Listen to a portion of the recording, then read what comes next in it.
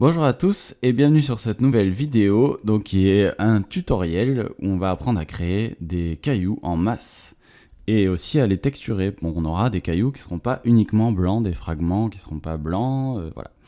Ça va être des petits cailloux, on va essayer de faire ça bien.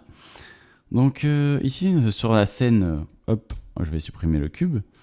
Et vous aurez besoin donc pour créer tous ces petits cailloux d'un add-on qui est déjà dans Blender. On va aller chercher dans les user préférences. User. Et on va taper fracture. C'est fracture, voilà. Et ici, vous avez object. Moi, c'est déjà coché parce que je l'avais sauvegardé comme ça. Cell fracture et object fracture tool. Vous cochez les deux et ensuite, vous pouvez faire save user settings si vous voulez que ce soit à chaque fois que vous démarrez Blender. Ok, donc ça, c'est fait. Maintenant que vous l'avez, on va pouvoir s'amuser un peu avec nos cailloux. On va créer un plan, ça va être... D'ailleurs, on va le mettre dans le... Ouais, non. On va créer un plan pour commencer. On va l'agrandir avec S. Ça va être notre sol, hein, comme vous l'avez deviné, je pense. Et on va créer une sphère.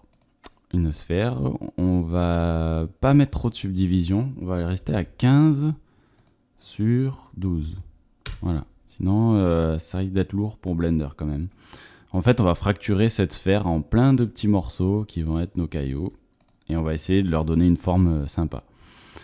Parce qu'on peut fracturer en plein de petits morceaux, mais ça peut être assez bizarre en fait. Ça peut être super anguleux et pas très beau. On va essayer de faire ça bien. Donc vous l'agrandissez un petit peu parce que vous pouvez avoir des bugs si elle est trop petite par rapport à vos unités de Blender.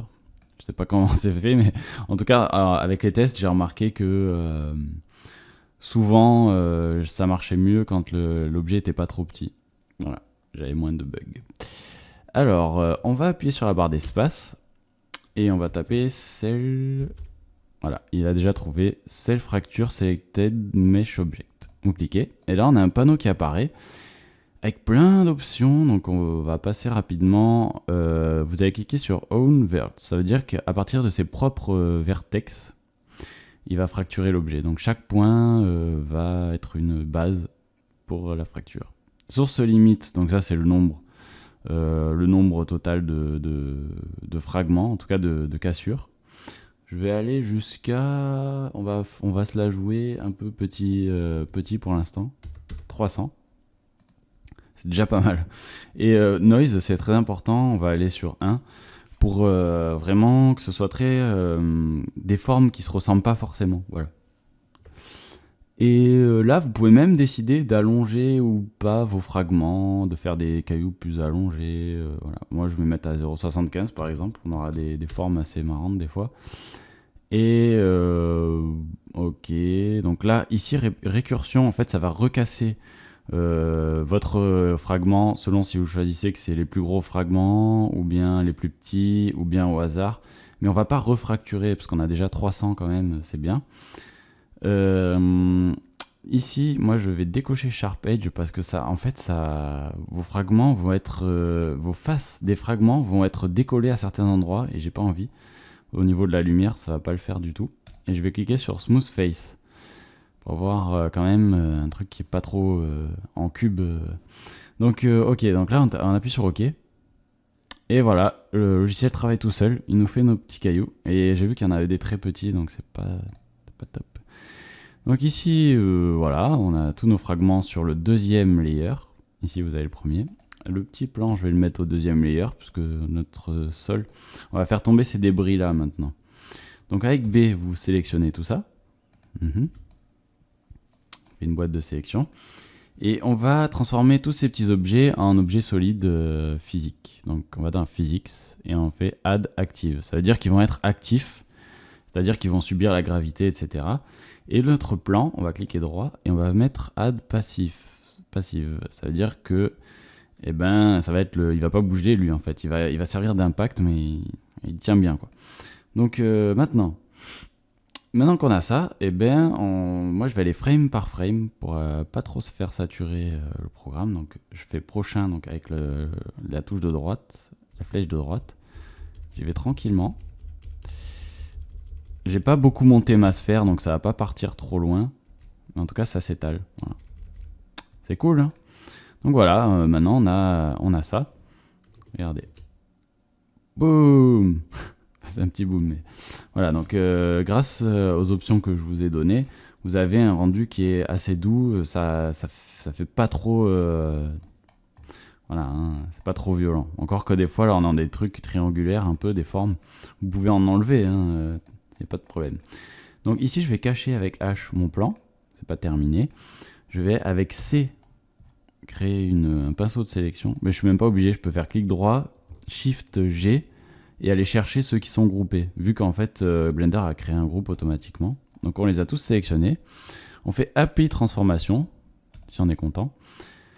Et CTRL J pour en faire un seul objet qu'on va pouvoir exporter, par exemple, dans Unity.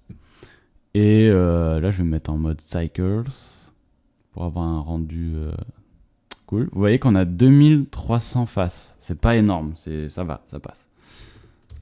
Ça passe, quoi. Donc je vais augmenter ça. Et mon petit tas de pierres, eh bien, je vais le déplier. En fait, il y a plein de petits objets. Je vais aller dans UV Image Editor. Donc, qu'est-ce qu'un UV qu'est-ce qu'on va faire? Là, on va faire le mapping. C'est-à-dire qu'on va déplier littéralement toutes nos faces sur une table, voilà, sur un plan. Et on va pouvoir ensuite donc coller une texture sur notre plan et dire, voilà, cette face-là correspond à tel endroit de l'image, simplement. Et ça sert à ça, l'UV, le mapping. Donc j'espère que vous avez à peu près compris. De toute façon, je ferai un sujet exprès là-dessus. Alors, je vais dans édition. Il y a tout qui est sélectionné. Et je vais faire quelque chose, ça va être assez grossier, mais en même temps, bon, il y en a beaucoup. Donc vous pouvez en sélectionner que quelques-uns aussi. Mais là, je vais tout prendre et je vais faire Smart UV Project. Il fait automatiquement déplier tous les objets. En mettant sur 89, c'est le maximum, il va garder un maximum de faces entre elles, collées entre elles. Voilà. Donc là, on a tous nos petits cailloux qui sont dépliés et regroupés. Par exemple là, si je fais L, voilà. Tous ces petits morceaux font partie que de ce caillou. Donc on peut les regrouper, mais bon, on peut pas faire ça sur tous les cailloux. Là, on a tout déplié. Et maintenant, on va rajouter un matériau. Un matériau, ici, on fait New. On va l'appeler Rock.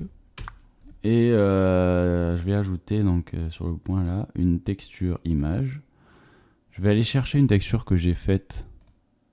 Okay. Rock Tile 2, donc que je partagerai pour que vous puissiez la prendre aussi. C'est une texture qui se répète, voilà, que j'ai fait à partir d'une photo. Et on va regarder ce que ça donne en mode rendu. Donc là, déjà, c'est dégueu parce qu'il n'y a pas de lumière. Donc on va faire un sun en espérant que ça ajoute quand même. On va monter le soleil. Et on va regarder en fait ce que ça donne. Voilà, c'est pas top au niveau du rendu. C'est normal en fait déjà d'une parce que notre texture, on lui a pas dit donc que le vecteur devait être UV. Donc utiliser les UV. Et donc là, une fois qu'on a ça, on va pouvoir aussi travailler sur la texture, la faire se répéter plusieurs fois, par exemple. Voilà. Ça, vous pouvez le faire aussi sur Unity. Voilà. Donc là, la texture se répète plusieurs fois. Si je me mets en mode texture, vous allez avoir ça. Vous pouvez également décider de faire tourner un petit peu votre texture. En fait, c'est vraiment du bricolage. Hein.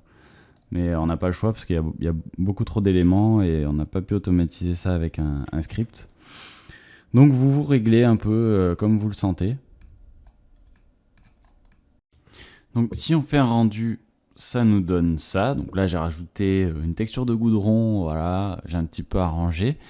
Y a des défauts sur les textures, mais ça reste relativement correct si vous en faites vraiment beaucoup.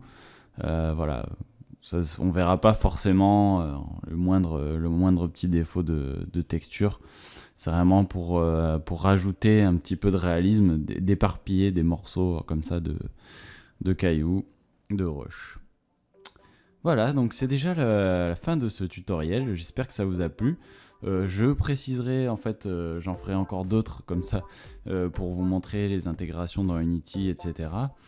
Et d'ailleurs, je vais revenir d'ici je sais pas, quelques semaines avec un tutoriel vraiment sympa. J'ai déjà l'idée en tête, mais bon, ça sera une surprise, vous verrez. Et en tout cas, je vous dis à très bientôt et n'hésitez pas à vous abonner à ma chaîne.